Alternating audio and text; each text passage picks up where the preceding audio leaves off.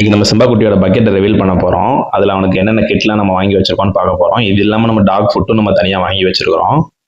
இது சிம்பாவுக்கான செர்லாக்கு. இது சாப்பிட்டு நல்லா கொழு கொழுன்னு வரும்னு சொன்னாங்க. இது எடுத்து பாலில் மிக்ஸ் பண்ணும்போது இந்த வாடகையே வந்து சிம்பா குதின்னு குதிப்பான்.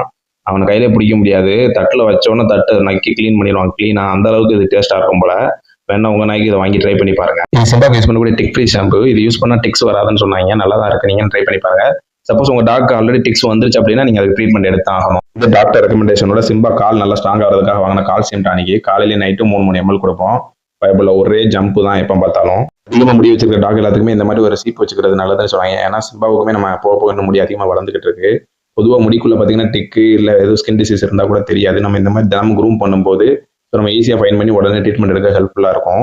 வாக்கிங் கூட்டு போகும்போது சேஃப்டிக்காகவும் எப்போ பார்த்தாலும் ஏதாவது கடிச்சிக்கிட்டே இருக்கான்னு சொல்லி இதை வாங்கினேன்.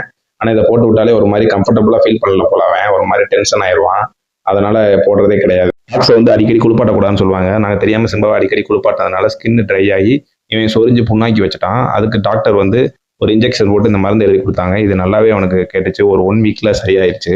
காதுலேருந்து வேக்ஸ் வெளியே வந்து காஞ்சி போய் இருந்துச்சுன்னா இந்த மாதிரி கிளென்சர் போட்டு நீங்கள் டிஷ்யூ வச்சு துடைச்சிங்கன்னா க்ளீன் ஆயிரும். அதுக்காக வாங்கினதான் இது. இது எல்லாமே சிம்பா குட்டிக்கு ரொம்ப யூஸ்ஃபுல்லாக இருந்துச்சு. அதனால தான் நான் ஷேர் பண்ணேன். பட் நீங்கள் வாங்கி யூஸ் பண்ணதுக்கு முன்னாடி உங்கள் டாக்டர் கிட்ட ஒரு சஜஷன் கேட்டுக்கோங்க. உங்கள் டாக்குக்கு இது செட் ஆகுமான்னு.